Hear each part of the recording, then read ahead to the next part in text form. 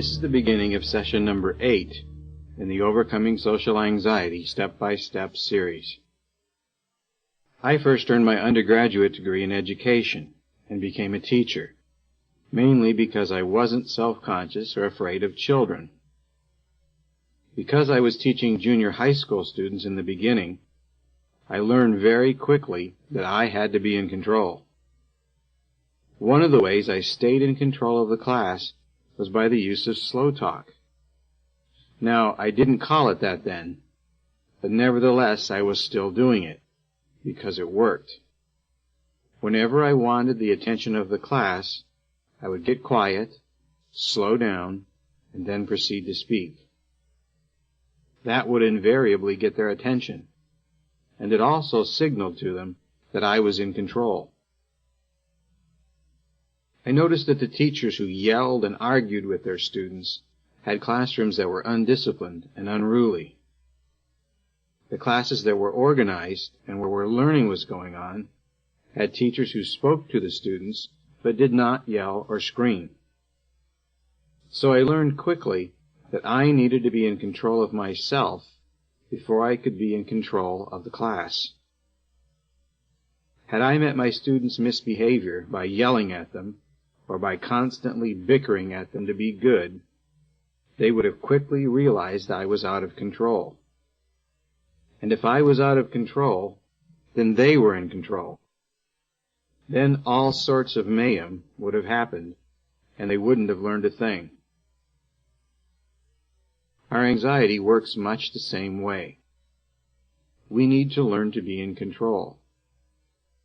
How can we do this? By calming down, using slow talk, taking our time, and being more deliberate. Even if you don't respond this way normally, you are teaching yourself to respond in these ways by listening to the tapes and reading the handouts. You are training yourself to be in control of anxiety. That is the purpose of these tapes, and you are already on this path. So congratulate yourself, and let's keep going.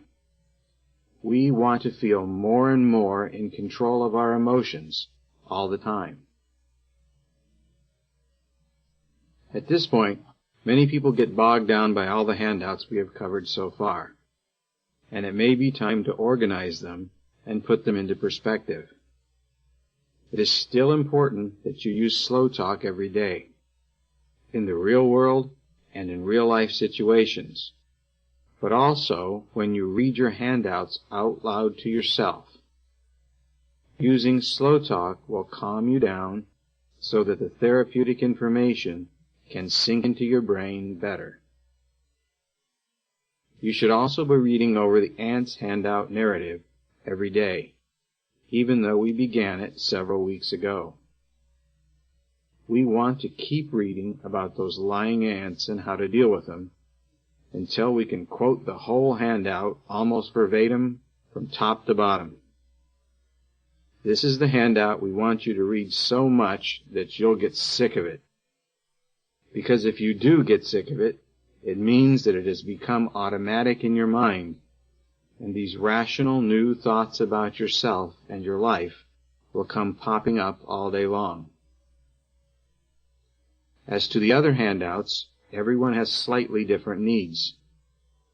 Therefore, we always suggest you be reading not just the current week's new material, but all of the previous week's material that you feel it is necessary for you to master.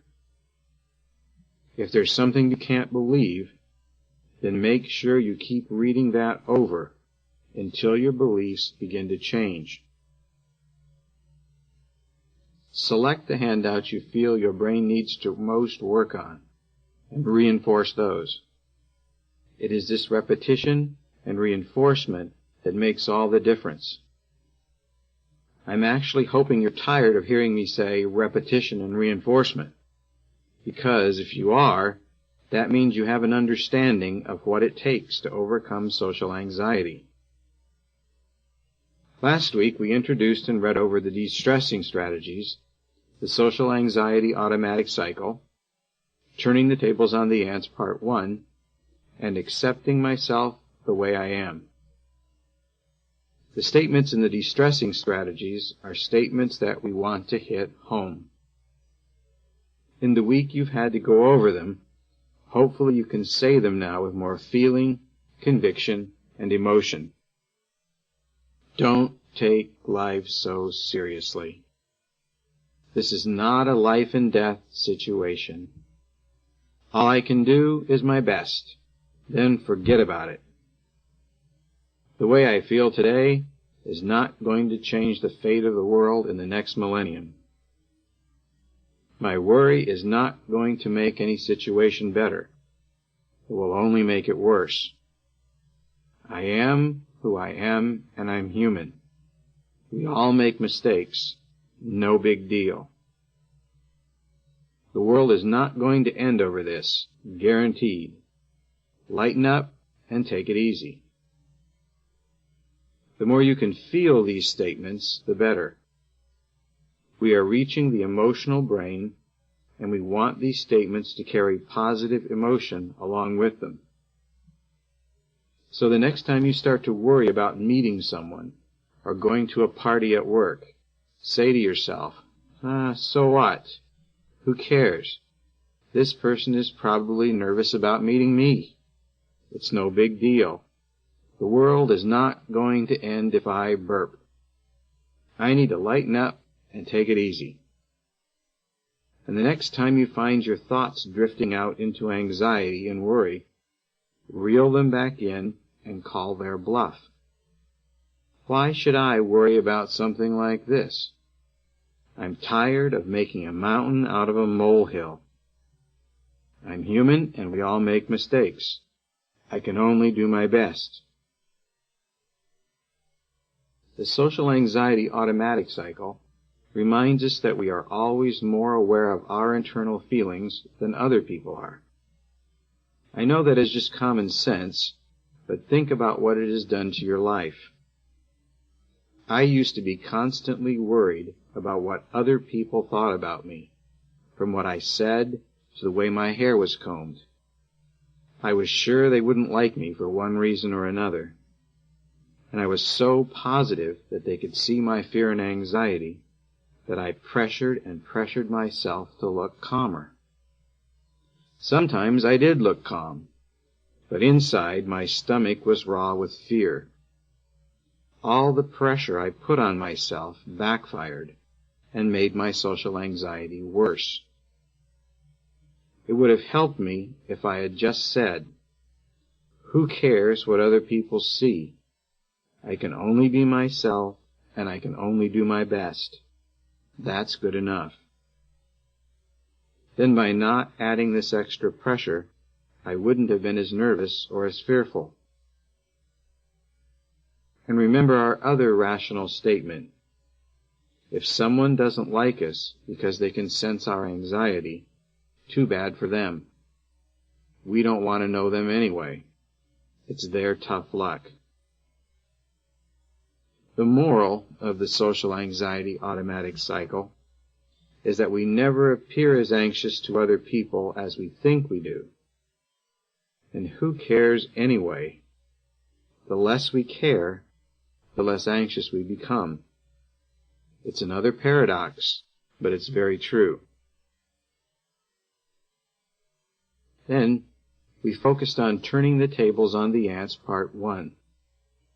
The reason we need to turn the tables on our ants' thinking is that unless our thoughts and beliefs change, we can keep on doing highly anxious things the rest of our lives, and it will be just as fearful for us every time we do it. Turning the tables on the ants changes this around. We begin to see that attending that meeting at school or work, even though it has caused us anxiety in the past, is not quite as scary as we once thought it was. In fact, every time we've gone to the meeting, we've been okay. We may have had anxiety, and we may have been very uncomfortable, but we didn't fall out of our chair, sing the ABCDEFG song, or drool. We have over-exaggerated our worries. Here's how to turn the tables on the ants. Say to yourself, going to this meeting isn't my favorite activity in the world, but I've made it through it before, and I'll be okay today. It's not that big of a deal. That is a good way to start with any new anxiety situation. Then as it becomes a little easier, and as your thinking begins to gradually change, you move your thoughts up a little. For example, this meeting still may not be fun, and I still may be a little uncomfortable, but I seem to handle them better than I think. I seem to do a better job than I expect. Maybe these meetings are not as big of a deal anymore. What we're doing is gradually moving toward more accurate statements about ourselves. As our thoughts change, so do our feelings about the meeting. The meeting just isn't as scary anymore. You've learned to think more rationally, and you have been using your new neural pathways to ensure that. This session focuses on parts 2 and 3 of turning the tables on the ants. The premise is the same, however. Please look at part 2 with me now. Turning the tables on the ants, part 2, or keep turning those thoughts around. Many of the tasks we're working on in real life are things that we have found to be anxiety-causing in the past. But now we're actively working on doing these things, and it is essential that we turn around our beliefs and thoughts while we are doing them. Why? Because you can expose yourself to anxiety-causing situations over and over again, and it still never reduces the anxiety. In fact, I was exposed daily to very large social fears that emotionally crippled me, and facing my fears only made things worse. Why? Because I didn't face my fears in the appropriate way. I never knew how to do that. I only set myself up for defeat and failure. For many years, I thought if I met a big anxiety-causing situation, stuck with it, and conquered it, I would be over my social anxiety. So sometimes I tried this. You know what happened. That big anxiety situation was too strong for me. It was too intense. There was too much anxiety for me to handle, and so I crashed and burned. My feelings about myself plummeted.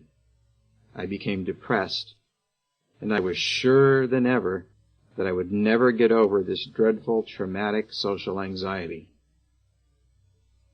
By facing my fears in this way, I was handling the situation incorrectly, although I didn't know it at the time. I should have been facing one small situation, learning to be successful at it, and then moving on to the next small situation. After a while, all the small situations in which I become successful turn into bigger situations, and my anxiety begins to diminish and no longer be in control.